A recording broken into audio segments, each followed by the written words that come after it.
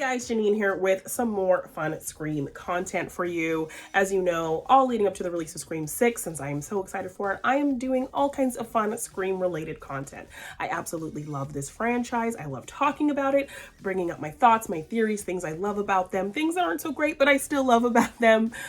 So I am here doing all kinds of fun Scream related videos on the channel.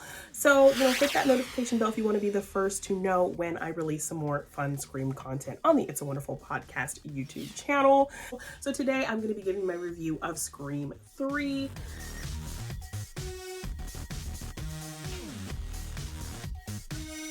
I actually tried to do this in a ranking video, but I went on talking too long because I just had so much to say. So I thought it would be fun to just do individual videos for each movie and do my little reviews on each one, kind of getting into the details of the things I love about it. So today I'm talking Scream 3. So let's get into it. I think a lot of people have come around on this movie, people who hated it. I've seen a lot recently of people kind of coming around and saying, I gave it a chance and it's actually a lot of fun, which Scream 3 is a lot of fun. It is the one film not penned by Kevin Williamson, so you definitely feel that. And there are a lot of kind of convoluted things in there. Just to get to the things that I don't like, I mean, the voice changer just feels like a very easy fix to certain things. So that device, I mean, that is something that doesn't even exist today. That technology does not exist. So it feels like it's a very easy thing, a very lazy excuse to kind of make things happen and get people where you need them to be without kind of trying to find a creative way to do that. So I think a lot of people hate the voice changer. I am one of them.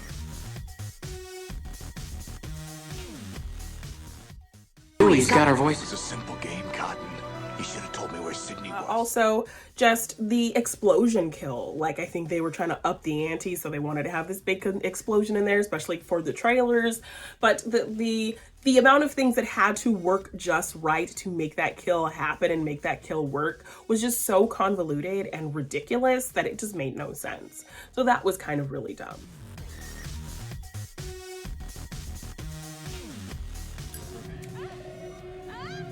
Whoever smells the...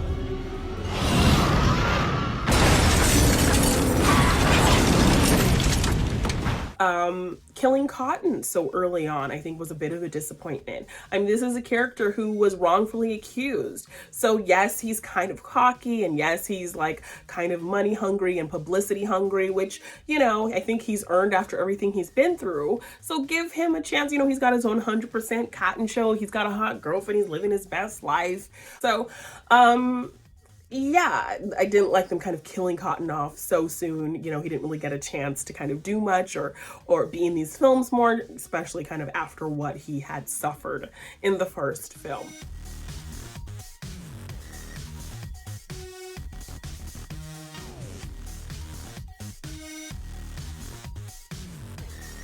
I think another kind of disappointing thing is Kincaid. I love Patrick Dempsey, so in my brain, every watch, I'm always trying to find a way to love Mark Kincaid, to love that character. I mean, I actually really liked the continuity of him ending up with Sydney and hearing her say, oh, Mark and the kids, like that kind of made me happy just in the fact that it's somebody that she knew, someone that they were kind of trying to make a thing with her. So I like that reason for her being with Mark. But just the chemistry wasn't there. They didn't do enough with them together to warrant you kind of being excited for him to be a potential love interest. I love Patrick Dempsey, and they just didn't use him properly. They didn't use him enough. They made him kind of lame and easily dispatched.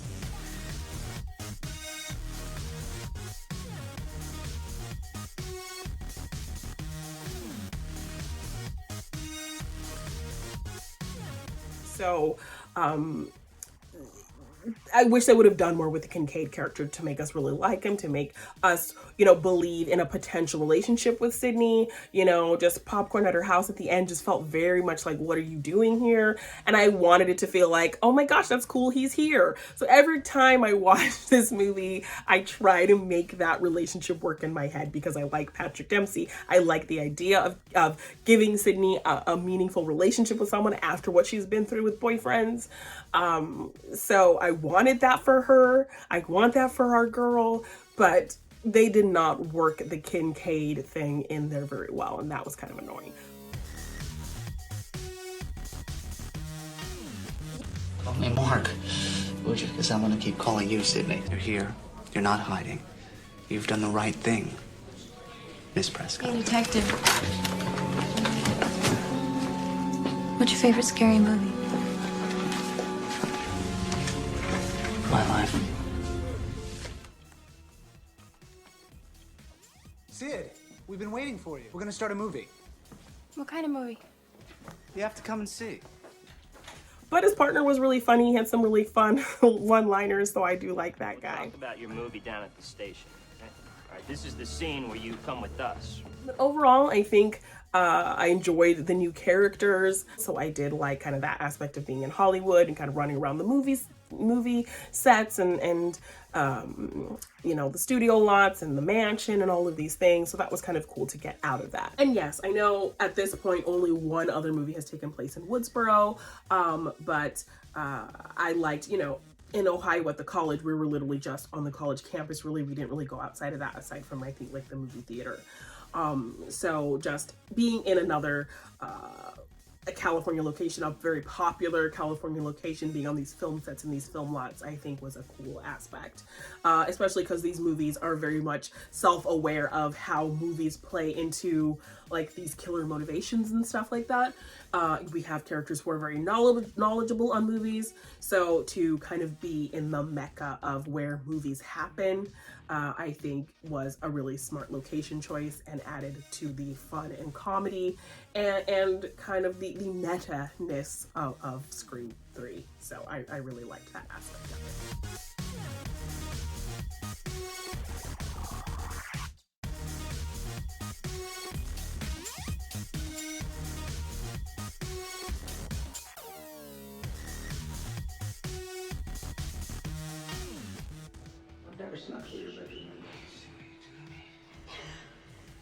It's all about that TV news shit, Connie fucking John. Roman, while I did like kind of the history of Roman and how they kind of tried to make that work, I thought it was creative, but ultimately kind of the reveal lost a bit of its luster, because not only is it taking away from the brilliance of Billy and Stu, because now this Billy and Stu didn't come up with this, really it was a whole nother person who was the mastermind, but she doesn't even know who he is. So when he reveals, we're supposed to be stunned, but Sydney's like, I've never met this person. So it just feels kind of weird. Sydney, she shut me out in the cold forever. Her own son. Roman Bridger, director. And brother. This is all because of you. A director, Sid. I direct. I also really liked the extended fight sequence between Sydney and Roman. I mean, while I had my issues with Roman as a killer, I absolutely liked kind of the intensity of this fight.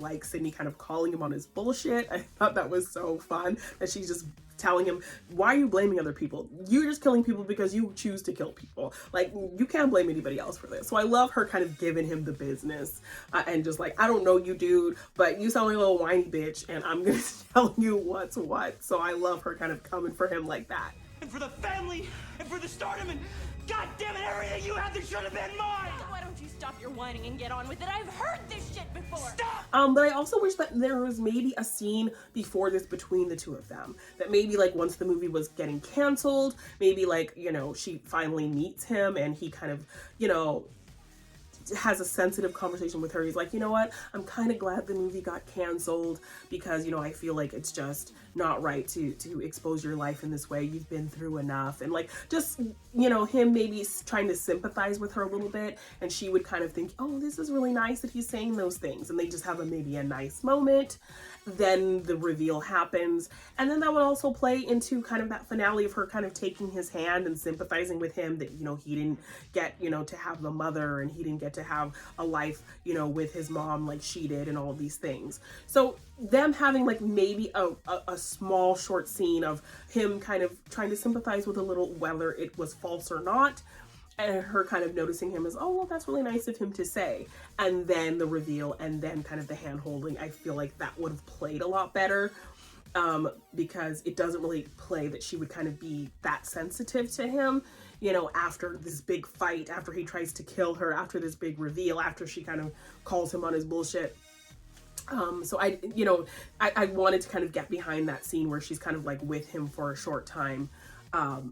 But I just couldn't because there was nothing really leading up to that. So I would have liked a really small scene of them meeting before that happened. Also, Sydney just kind of being away for so long and then kind of not being really in the story until the very end. I didn't hate the kind of mom flashbacks. I think a lot of people don't like that aspect, but I did like kind of getting more history of the trauma in terms of kind of what her mother did, really learning more about who her mother really was and that that's not the mother she got, you know, and things like that. So I like kind of delving into those issues with Sydney.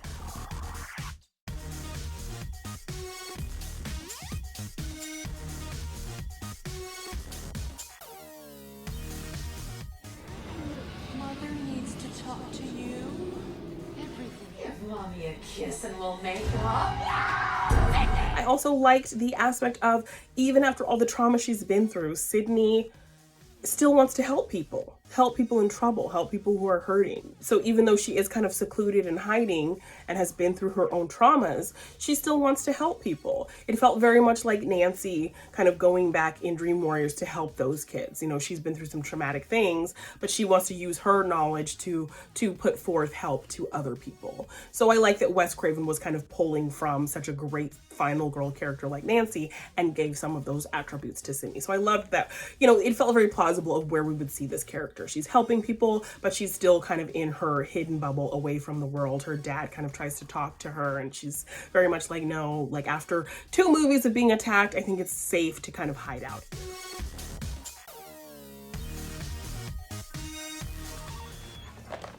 California Women's Crisis Counseling. My name is Laura. How can I help you? Also, in kind of watching Scream 2, I actually watched Scream 2 last year in the theater for the first time for the 25th anniversary. And just something got me thinking. In Scream 2, you know, Sydney ends up doing a Diane Sawyer interview with Cotton.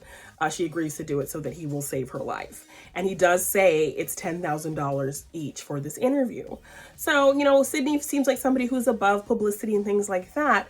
But did she take that $10,000 and use it to buy this secluded ranch? That's the question. So after kind of remembering how much that interview paid, it just got my mind working for Scream 3, that did she in fact like use that, take the money and use it to buy this secluded ranch? I mean, also her dad could have bought it for her. I mean, if you saw their house 34 Elm in the first film, you would know Neil Prescott got some money. So yeah, definitely he could have helped her buy that property, but that's just something that had me thinking about that.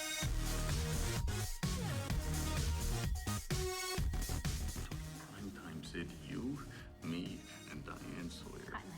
It's not like we're not getting paid, okay? There's $10,000 each, not to mention what I've got going on the side with the 900. So yeah, definitely another highlight of this movie is Jennifer Jolie. She's great. Parker Posey is hilarious in this movie. Her kind of competition with Gail and kind of the competition they have in terms of where Dewey fits in the middle of them. You know, Judy Jergenstern. She's really hilarious. So I love Parker Posey as some great comic relief in this movie.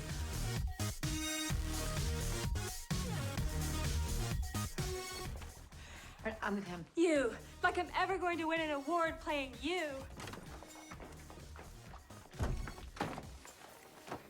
Just like seeing our team back together. Obviously hated the bangs, liked kind of where we left Dewey and Gail's relationship. It definitely felt very kind of plausible to kind of what was going on with them after Scream 2. Like, you know, they are kind of on again, off again type situation. So this was a time where they were kind of off, but you know, but there's still some little underlying flirtatious tones there, which I thought were really sweet.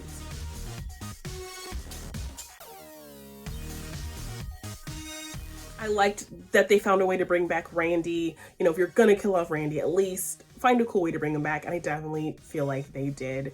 So I liked that they had a little moment with him and he wasn't completely forgotten. So I love that they found a way to bring Randy back, and I really appreciated that.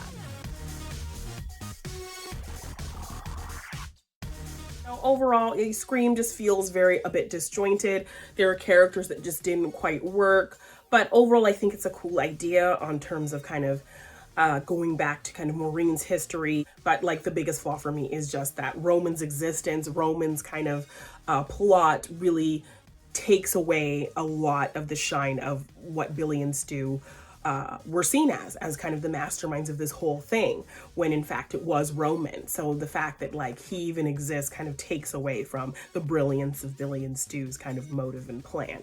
It kind of messes up their great motive. So that's a big disappointment there.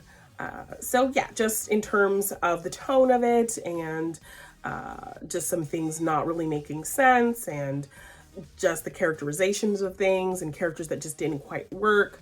I also think the kills were kind of taken down a little bit. I think the gore, I think this was maybe around the time of Columbine and things like that, and censors were kind of on guard with things. So the gore and killings are definitely not as intense as we're used to.